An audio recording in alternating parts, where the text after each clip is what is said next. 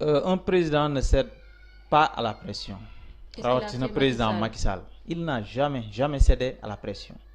defe naa ne nit ñi parfois dañuy fàtte kuy le président Macky Sall boolewul dara ki wax te lépp lu muy def da koy def ci fulla ak ci fayda. année yi nga xamante ne gouverné na ko depuis 2012 ñëpp xam nañ ne il est ferme dans ses décisions. lépp loo xamante ne day jëmale askan bi kanam ca la ne te du ci mës a reculer lii du tax mu reculer te jàpp ma ne il a cédé à la pression. D'accord. C'est une autre forme de la stratégie qu'il faut adopter. D'accord. Et ça c'est véritablement le mode au niveau international. Donc loolu aussi suñu réew mënul nekk exception. Parce que économie lañ yor ñoom économie lañ yor. Peuple lañ yor ñoom peuple lañ yor. te demalante bi ak dikkalante bi bu amul activité économique du am croissance économique du am en définitive économie bi mooy nërmeelu. D'accord. te loolu wax dëgg yàlla on le souhaite pas. te booy xool Sénégal nag am na loo xamante ne on ne peut pas s'en passer parce que ñun dañoo juddu fekk fi ñu baax juddu fekk fi ay famille religieuse amaana sax ñooñu bokk na ci ñi ñu téye depuis 1960 ba nëgë ni guerre civile amu fi xeex amu fi dans la sous-région lu nekk ngi ci foofu lu nekk ngi foofu parce que ñun nag dafa am lu ñu gëm kilifa diine yi c'est des régulateurs sociaux te président de la république képp ku fi gouverner day ànd ak ñëpp gouverner déglu ñëpp pour que véritablement ñëpp nekk ci jàmm ak salaam ñenn ñi nee nañ dañu bëgg a julli ji jumaa ñenn ñi nee nañ dañ bëgg a génn l'essentiel est que nañ génn nañ julli ji mais nañ respecter li nga xamante ne ni mooy geste barrière c'est extrêmement important buñ ko respecter feebar bi du leen dal. ñi nga xamante ne aussi nee nañ parewuñu pour ubbi jàkk yeeg yooyu c'est leur choix c'est leur liberté ku nekk am na liberté am te lii nag c'est l'intérêt justement des décisions du président Macky Sall. D'accord. réew liberté da cee baax. je ne parle pas de libertinage liberté da cee baax te président de la république nekkul ne quelqu'un boo xamante ne day noot askanam day def loo xamante ne si lu metti ci askanam la ba tax bu ëllëgee ñenn ñi di génn di marche wala ñenn ñi di génn di sànni ay xeer wala ñu leen di sànni ay lacrymogènes j'ai suivi au niveau du France 24 benn reportage je pense Liban la je pense askan bi di génn di marche génn ne véritablement ñoom feebar bi rey leen moo leen gënal xiif rey leen seen biir kër yi. Est-ce que nekkul Macky Sall loo leen ko wax moo tax mu def rétropédale. non parce que les plus renseignés fii ci Sénégal est-ce que nekkul ne. non pas ça dafa xam ne Sénégalais yi ñu loon tendre vers ça aussi dama lay wax benn affaire nag gis nga am na ñoo xam ne bugguñu réew mi dox. ñoo ngi opposition. am na ñoo xam ne lépp luy président de la République def lu baax du ñu bëgg mu dox moo tax dañuy génn bëgg a saboter. gis nga sabotage boobu. bokk na ci seen waajooju Ousmane Sonko. ñun nag on n'acceptera pas. que lu mel ne Sénégal ñu nekkoon ci benn pente ascendante mu ñu koy yàqal c'est pas bien quand il parle il dit que les Sénégalais sont très disciplinés il insiste sur très disciplinés c'est parce qu'il est de mauvaise foi ñun ay Sénégalais lañ xam nañ ne les Sénégalais peut-être ils sont disciplinés mais discipline bi am na foo xam ne eggu fa mag nag booy wax. del wax loo xamante ne si yenu na maanaa bool del wax loo xamante ne si waxu mag la waxu kilifa la loo ci loo ci comment loo ci góobee gar ko ci je ne peux pas comprendre des jeunes vous pensez se lèvent par exemple à Médina lu tax ñu jàpp leen c'est parce qu'ils ne sont pas disciplinés c'est tout. Vous pensez que c'est parce que ñoo ngi mel ni ñu jógee stade ñëw di yuuxu alors que on est en plein couvre-feu ñu tere nit ñi jógee Dakar dem ci yeneen dëkk yi ñu tere nit ñi transport entre les départements ou entre les régions nga gis ñoo xamante ne si dañuy génn Dakar jaar ci mbooy gi di làqatu policiers yi mel ne policiers yi lañ koy def alors que seen bopp lañ koy def parce que en réalité en définitive dañu war a amaat beneen conscience ñu xam ne réew mi kat ñun ñoo ko bokk te ñoo ko war a tabax bu ñu teree nañ toog ak soxla bu ñu mënti di am. nañ toog xam ne léegi mu jeex bu jeexee ñu continuer suñu activité defe naa dëkku 3 mois wala 4 mois de coronavirus moo gën fuuf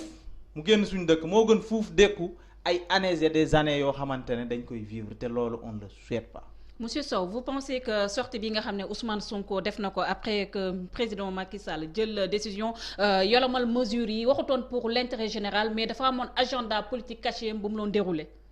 vous pensez que dafa nekkoon sur logique politique politicienne. non dama ne la kii il est de mauvaise foi te sénégalais yi comprendre nañ ko ci communication yi muy def yépp te xam naa ne yi muy regretter ñoo gën a bari fuuf ak yi muy assumer. bi passé bokk na ci nit ñi war a bokk ndey ak baay pour xeex lii parce que c'est un ennemi commun xàmmewul opposant bi xàmmewul ki nekk au pouvoir xàmmewul keneen ñun ñëpp ñoo war a faire face parce que président de la République lorsqu'il a compris tout à fait au début da leen a woo ñoom ñëpp ñu ñëw. mais faire face mënoon na bañ a woo ce gars là te mënu ci dara mu dem palais mais daf ko woo mu ñëw mu laaj ko effectivement lan mooy xalaatam. loolu c'est en quelque sorte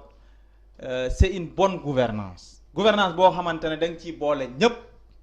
société civile yi opposition bi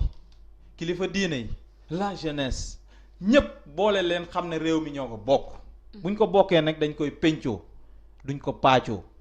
mais bu fekkente ne doxal nañ ab diir ñu gis ñu mel ne ñii bëgg a yàq bëgg a sappee suñu dynamique loolu c'est regrettable et ça c'est pas bien. C'est pas un exemple du tout pour la jeunesse. Moussa Sow yaa ngi wax monsieur Sow autant pour moi maa lay tutoyer à l'antenne yaa ngi wax sànq Sonko ci dynamique politique politicienne la nekk dafa casser consensus bi nga xam ne amoon na autour du président Macky Sall bien vrai que ñu ngi ci pandémie mais est-ce que aussi Sonko wala ñeneen sax ñu féetoo ci opposition bi dañoo war a rek fermer les yeux ne pandémie leen nekk président de la République ak ñooñom même sax ñu ngi def loo xam ne waroowut ak intérêt général bi ñoom ñu noppi gëmm seen gët loolu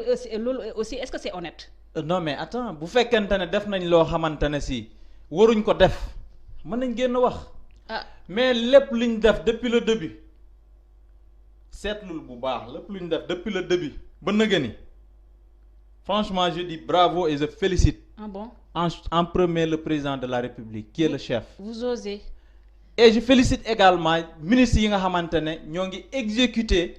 les décisions du président de la République. D'accord. Parce que c'est des décisions louables. Donc c'est loolu lañ dañu war a construire benn unité boo xamante ne ñun jeunes yi ca lañ bokk ci suñuy communication ak suñuy sensibilisation ak suñuy jëfalin ci lépp buñ ne ñu toog leen seeni kër xam nañ ne am na lu tax musuñ koo wax buñ ne ñu limiter les déplacements il faut qu'on limite les déplacements parce que musu fee am buñ ñu ko waxee rek c'est parce que y a un ennemi qui est là un ennemi commun boo xam ne mën na rey ku nekk. D'accord. yàlla nañu ci yàlla musal. D'accord. ñaanuma ko yàlla mais à ce rythme boo moytul dinañ ci côté yooyu lañ jëm d'autant plus que les cas graves s'aggravent excusez-moi de la répétition cas graves yaa ngi yokk mais également nit ñi nañu gën a respecter ce qu'on appelle les gestes barrières buñ ko defee bu soobee yàlla jàpp naa ne feebar bi mën na wàññeeku parce que li ñu gën a tiital ñun ñëpp mooy effectivement la transmission par voie communautaire xawma transmission communautaire xam nga loolu wàllante bi suñu biir parce que bu fekkente ne jàppoo ne ki ngay dajal yor na feebar bi bu fekkente ne jàppoo ne yow mii am nga feebar bi doo ko mën a moytu bu fekkente ne da ngay yeewu suba jël sa xale 10 ans wala 11 ans nga yónnee ko boutique ba mu ñëwaat dugaat ci kër gi xale mënul moytu encore une fois te waxoon nañ fi ne y a des porteurs sains dans la société mën naa am porteurs sains yooyu ñooy wàllaate te am na ñoo xam ne bu ñu leen wàllee attanuñu feebar bi dañuy daal di décédé donc looloo tax ñu ne nañu gën a moytu les personnes âgées suñu maam yeeg suñu papa yi il faut qu'ils soient confinés définitivement wutewuñu dara ci biti mais également xale yu ndaw yi il faut que ñu des ci kër yi bañ di génn boo génnee fii léegi tu verras des enfants di dox ci mbedd mi peut-être bu guddee am na fu ñuy dugg ci benn kër am na fu ñuy ñibbi donc bu ñu demee mën nañ wàll ñooñu te xale effectivement comme ni ma ko waxee xale mënul moytu encore une fois day laal ay objets yoo xamante ne après bu ñëwee du raxas wala laalaat gémminam wala laalaat li nga xamante ne mooy sa bët ko defee feebar bi dugg sa yaram boo demee nga mën ko wàlle beneen mbir mi c'est concernant li nga wax sànq l'assouplissement justement des mesures c'est important parce que gars yi parfois dañuy wax naan woy président delloo na ginnaaw man je ne pense pas président de la république delluwul benn yoon ginnaaw xam nga ce qui s'est passé lépp loo gis stratégie la def nañ benn stratégie boo xamante ne lenn rek moo ñu dese woon confinement définitif confinement général te loolu jàpp naa ne suñu réew parewul pour def ko d'autant plus suñu économie moo ko àttanul am na ñoo xam ne ils vivent au jour le jour dañuy génn am 2000 francs ñëw joxe dépense boo nee da nga koy confiner définitivement wax dëgg yàlla réew mi ci boppam ngay yàqal loolu tax le président de la république mu jël beneen stratégie boo xamante ne comme que jot nañ def ay sensibilisation yu baree bari population yi jot nañ xam li nga xamante ne mooy maladie bi jot nañ xam nan ngay attraper la maladie jot nañ xam nan ngay def pour moytu ko également comme que am nañ notion yooyu Sénégal daanaka fépp foo mënti dem ñoo ngi waxtaanee maladie bi xam nañ ne boo defee masque boo moytu doo ko am xam nañ ne boo respecté gestes barrières yi doo ko am mais effectivement il faut que ñu génne gars yi aussi dugg ci économie bi xam